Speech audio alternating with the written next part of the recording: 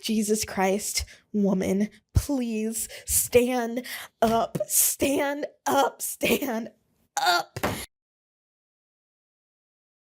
While I was on the aeroplane coming back from Boston, I finished Adult Braces by Lindy West, and people have been talking about this book since it came out in March. Now, I, of course, bought it in April. People have been talking about this since it came out this March. And on the one hand, it's like I bought this book because there was so much discourse surrounding it, and I was like, oh, I gotta find out. So I jaunted down to my nearest Barnes & Noble. I would have gone to my local bookstore, but the day that I wanted to go, the bookstore was closed. So I was like, I want this book more than I want to buy it from my local bookstore. So I jaunted on down to my local Barnes & Noble, my nearest, because there's like more than one Barnes & Noble in Metro. The one that was closest to me, which I think is in like Flowood or something. I jaunted on down.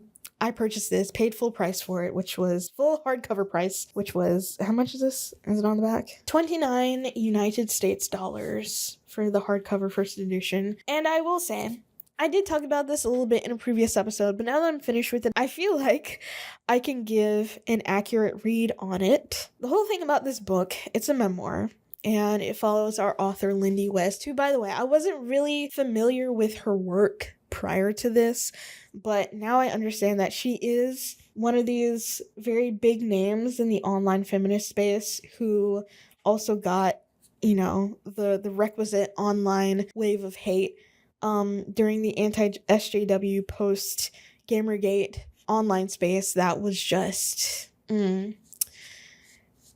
awful. As someone who lived through that, good God. And I was like 13 when all of that was going down. So young, so impressionable, and so misguided when it came to the whole anti-SJW rhetoric and the whole Gamergate thing. It was kind of a lot.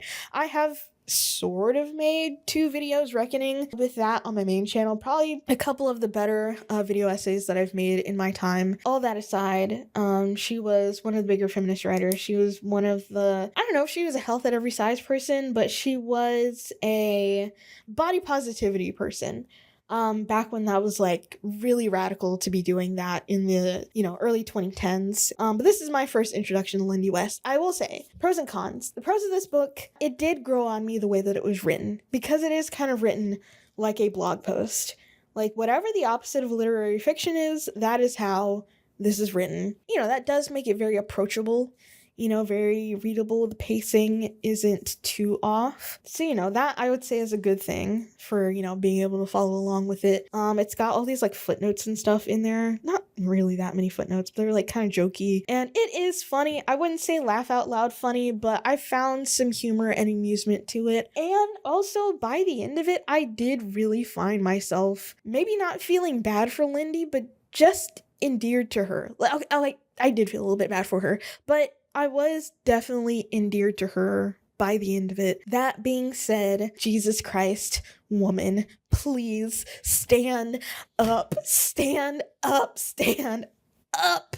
Because, there are a lot of things that happen to Lindy as it relates to her relationship with her husband, who is non-binary and has he/they pronouns, but is only referred to as he in this. Like, he's only referred to as they. Which is crazy that I just said that in like the acknowledgement section, but he's referred to as he, him, like all throughout the book. But her husband, the stuff that she went through and the reason that she stayed. Was there even a reason for her to stay? And it just reeks. And of course, I'm not really saying this to add on to the growing dog pile that is happening against Lindy West, because there is a section of the book where she acknowledges that people are going to read what's in this and feel like she needs saving, and she insists that she does not need to be saved from her situation. So like, I'll let you have that, but it is just the lack of self-esteem and the desperation to remain in a relationship that is not serving her whatsoever. Not just like, oh, what can you do for me? Just like serving her emotionally or mentally, like the mental anguish that she goes through. I should probably walk it back a little bit. So Lindy has been married to Ahamfule, I'm probably saying his name right, Oluo, who is I don't know why I blanked out. He's a musician. They've been married for, I want to say maybe like 10 or more years. And the interesting thing about it is that at the beginning of their relationship, she is just astonished, just gobsmacked, just so surprised that a thin person could love her. And it's like, for someone who was at the forefront of the body positive movement, Lindy's view of her body, and it's so weird because it goes back and forth. So like, oh, I'm taking ownership of my body, to also I kind of hate it. Like, there is that dichotomy there, which is realistic. It is realistic. I will say that much. That is so real. But also at the same time, just thinking that this man is a gift from above because he's thin and he loves her. Like, I get the impression throughout this book that Lindy only stays with Aham, which I called him Aham in my head, like, throughout reading it, so it's gonna be hard to, because I saw how his name is actually pronounced, and it's like, oh, okay. It's like seeing Hermione for the first time and not really knowing how to pronounce it, but I feel like Lindy thinks that Aham is the best that she can do, and that's just truly not real. Because like in the last episode, I looked up a picture of her, but like look at the picture of her in like the back blurb cover. Like, this is a beautiful woman, and not only that, but she seems charming. She has friends. She has people who love her outside of her relationship. A lot of people, she meets up with quite a few people, driving across the country on this road trip, who clearly love her and cherish her as a person outside of the way she looks. So it's like, I don't know. It's really sad. I hate to say it. It's just so sad that she really thinks that because Aham is just this thin person who is just like so special to her, which, by the way, I really want to resist saying this, but the way some women will let a medium ugly man ruin their life needs to be studied, and it all just boils down to self-esteem. But it's that's all I have to say about that. And it's just like, I think she even does acknowledge at some point through the book where she does feel like that's the best she can do. Like, if she and Aham were to break it off, she wouldn't be able to find someone else. And the crazy thing about it is that the whole thing about this is that even before they got together, she knew that Aham was polyamorous. He couldn't be tied down to one person. And then, of course, there's all this rhetoric that I saw from him outside of the book, or actually, yes, inside of the book, where it's like, you trying to limit me to one woman is colonizing me, because I want to say he's like African. I don't know where in Africa he's from. I don't think he's North African. Apparently he has a sister who's like a pretty prominent writer as well, who ends up fronting Lindy like $1,000 to stay at this hotel in like Key West, but it's not really super important. Yeah, you're saying that, limiting me to one woman and not letting me explore my polyamory is colonizing me. And it's so crazy because, he was upfront about it, to his credit, but Lindy chose to bury her head in the sand about it because she was just under the impression that, oh, this is just never going to come up. It's never going to come up. I'm going to be enough for him, and he'll never want to go outside of our marriage. And it's like, hey, diva, he said he was gonna in the beginning. So it's like, why are we surprised this is happening? And the way that it just breaks wide open is that, Lindy is a successful writer. She has fans, and her fans informed her that her husband was out smooching on another woman. And this other woman we find out to be Roya, who is, the third in their throuple. What we don't know, because she definitely buries the lead real bad, you don't find this out until I think more than halfway through the book, it wasn't just Roya, it was another, much younger, thin, pretty woman. And so it's like, yeah, maybe if I were in Lindy's situation, I would need to drive across the country to find my marbles. But once I'd be coming back, I'd be filing for divorce. But Lindy doesn't do that. She leans into it. And the really interesting thing about it, I don't remember reading this, so I don't know, maybe I just glossed over it, but Lindy is bisexual. She's also into women.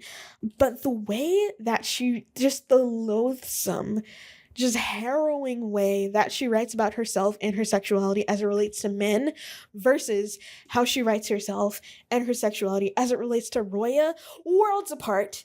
Worlds apart. Somebody needs to send Lindy West the lesbian master doc, because I think she's gonna find out about Comphet if she doesn't already know. If she doesn't already know, first of all, I'd be so surprised. But someone needs to just explain the concept of Comphet to Lindy West, and she needs to deconstruct. She needs to decolonize her mindset, and she needs to leave the men alone. Because in reading this, it's like I can't even really be 100% sure that she even earnestly likes men in the way that I do, perhaps. You know, I'm a man liker, and I really don't know how to explain it, but because it is kind of hard to explain, because I've never really had to, explain my attraction to men or lack thereof. It just kind of is there, and that's my hetero privilege. I don't really have to explain to people why I like men. I can just do it and be left alone about it. But just the tenderness. And also, of course, Lindy does start out hating Roya because, she's the other woman. But once she actually gets to know her and realizes that, hey, Roya is actually like a nice person and actually, has a crush on me, Lindy, the tenderness and affection with which that she writes about Roya is so different from her relationship to Aham. I think it's because by that time we are so primed to Aham just constantly betraying Lindy that it's like a breath of fresh air to hear her talk about someone who actually does seem to actually like her. I feel like Aham's actions are not those of a person who loves and respects their partner. It just is what it is. And by the way, I'm not even, of the opinion of a lot of people who read this book who are like, see, we told you polyamory isn't normal and it can never work out. I personally don't believe that. I think there are probably some polyamorous, polycules out there that make it work. Lindy is not in one of them because it started out as cheating. It started out as betrayal. It started out as trust being broken. And honestly, once that happens, I just don't know how you can get it back. It's a mixture of sunk cost fallacy. It's a mixture of low self-esteem and just a mixture of all things bad to have Lindy remain in this relationship. And honestly, it's so crazy too, because there was the Slate article that was written about this book either shortly before or shortly after it came out. That was a review of it, which I read it in its entirety, and I thought it was very charitable to all people involved. And I just have to read, I just have to read the email that Aham Fule sent to this journalist, because oh my god, it is the worst thing ever. And I am gonna censor myself a little. Excuse you. It's like all the way at the bottom of the article, and I'll just read it to you. And I would like to reiterate that this article was very, very charitable to all parties involved, and honestly read as positive to me, in my opinion, for the book anyways. It read as charitable, it read as sympathetic towards Lindy and Aham and Roya.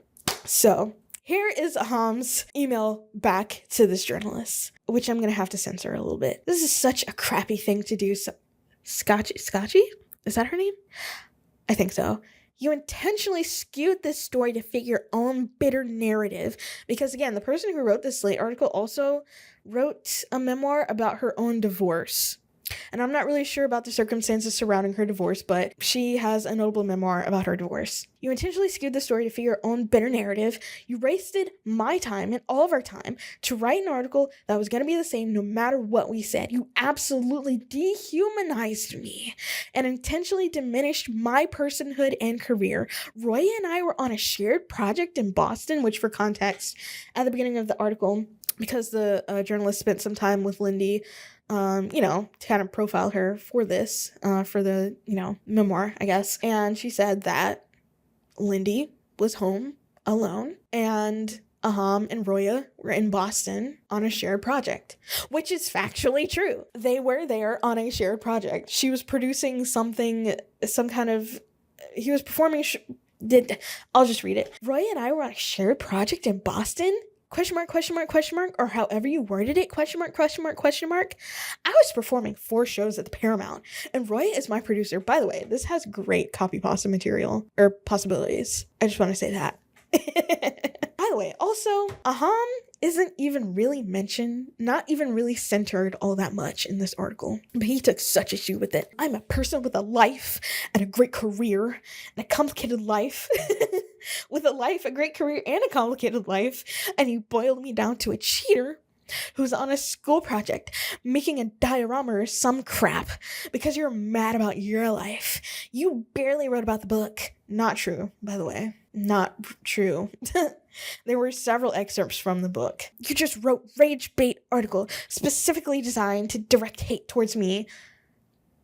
You are a crappy freaking person. You're a bitter, untalented, mean girl, and you should be absolutely ashamed of yourself. You flippin' suck. And he signs up with his whole name, Felice Oluo. And then, of course, Slate reached out about the comment, and he replied, yes, this is so, if you didn't hate this man, reading this book, which I of course did, but if you didn't hate this man reading this book, you hated him after this, because what the heck? Yes, my email was a typo. What I meant to say was Free Palestine. Thank you for correcting the record. How? Oh, I wanted to slam this down, but I know it's going to be loud, so I'm just going to place it down gently. How are you going to deflect from this just insane email to send to a person and be like, actually, I said Free Palestine? Like, how fake and just corny and just insincere and just awful do you have to be to do something like that? The article did not even really paint him in that bad of a light, but this email did 10 times worse in doing that. Oh my god. Oh my god. Oh my god. Like, and the crazy thing about it as well, in this email, one of Lindy's friends, who's also a writer, was interviewed, and they were like, hey, I'm friends with both Lindy and Aham, but as soon as Lindy gives me the green light, it's curtains for that man, which wasn't the direct quote. Would have been a little bit more interesting if that was the direct quote, but that wasn't the direct quote. That was the vibe, though. As soon as Lindy says, I'm done, we're going nuclear. So that should really tell you about how Lindy's own circle views this relationship. It's insane. She just spends so much time in this book trying to convince us, the reader, that yes, I do love myself, and yes, I do love Aham, which I do believe. I believe that she loves Aham. I do believe that. And yes, everything is fine, and this trip was what I needed to really recenter myself, and everything is fine. Lindy, my love, I don't think everything is fine. And I think in 5 years we're going to get another memoir about how her marriage is going to fall apart. And I will be seated. But also at the same time, you don't really think about this when you think of modern women. You think of your mom and your grandma. Not necessarily my mom and my grandmother, but your mom or your grandma enduring a not great marriage because it's just what you did. Not a liberated, free thinker like Lindy enduring a man being terrible to her. Honestly, I could also see that happening. I could see her sticking it out, even though, again, it's not serving her. Not serving her emotionally, not serving her mentally. It's not serving her at all. Oh, jeez. Someone send Lindy West the Lesbian Master Doc, please, for the love of God. I think she could benefit from it. I didn't even really talk about the, whole framing device for this book, which is a road trip across America from Washington to the Florida Keys in search of a Kokomo that doesn't exist, by the way. There is no Kokomo in the Florida Keys. There is a Kokomo in Illinois or something like that she does end up going to, kind of serendipitously. I liked the travel segments. There's something, I don't want to say pastoral because that's definitely not the word to use, but there's something really great about the travel segment, something really cozy about it. You know, she does go into other things aside from her relationship and the road trip, like how it was to create Shrill, the Hulu show, which I haven't seen, and I haven't read that book either, and how kind of, I don't know, demotivating it became, how her story became less and less hers over time, and how the main character was barely even her by the end of it. That was definitely probably one of the better essays in this book, aside from the travel segments and the parts about her freaking fly and the parts about her relationship. You know, as someone who at one point in time had conceptions that they were going to maybe work in the film and TV industry, and who has maybe, you know, had quite a few stories that are near and dear to my heart, and I can probably foresee that unless, you know, I just completely self-produce something, which is really difficult, you are kind of a slave to network execs when it comes to stuff like making film and TV, which is deeply unfortunate, versus, you know, writing a book. I will say, did I enjoy this book? Yes. Because I engaged with the material. I engaged with the text. So for that reason, I think it was a good book. Do I think Lindy needs to make some different choices in life and maybe get a new freaking therapist? She's been seeing a therapist this entire time, but her self-esteem issues are still there. Like, listen, I get it. Believe me, I get it. As someone who did have self-esteem issues, like probably every single teenage girl out there, I get it. I can sympathize with Lindy. I can empathize with Lindy in certain aspects. But I know it can be a lifelong thing for some people. She's 44. I am almost, hold on, I'm a little under 20 years younger than Mrs. West. And I get it. It's a lifelong thing for some people. Building up your self-esteem to the point where you can, you know, not have to accept certain treatment from the men in your life. But she really needs to stand up. She really needs to stand up for herself. Please, Lindy. Lindy, please. Anyway. And again, the crazy thing about it is that she's not just this horrible, awful, just gutter person who is just so terrible and awful and unworthy of love, like she believes herself to be. She comes off as very funny in this book, very charming. She has lots of friends in a lot of different places. You know, she seems likable, and she just needs to love herself more than she loves that man, you know? That really is all it boils down to. She needs to love herself more than she loves that man. That has not happened yet. I don't know when it's going to happen. For some women, it happens much later in life. Loving yourself more than you love a man, you know? And by the way, this can apply to anyone. Loving yourself more than you love your partner. It really does need to happen. And hot take for me, I think for married people, your love does need to be conditional. It cannot be unconditional, because that will lead to you accepting all kinds of treatment that you would not accept from some person off the street. You know, your love has to be conditional, and that condition has to be, you treat me right. That is the condition. If you cease treating me right, I cease loving you. That's the condition. That's that on that. I paid money for this book. By the way, if anyone wants to borrow this, I will gladly lend it out. Sure, why not? This isn't exactly one that I just have to have on my shelf. I will say that much. If you're, you know, local, you want to borrow this to read it, I will gladly lend it out to you. All I ask, honestly, I'm probably not going to reread this, so dog-ear the pages all you want. Maybe don't write in it, don't highlight things, but if you want to dog-ear the pages, go buck wild. I personally don't care.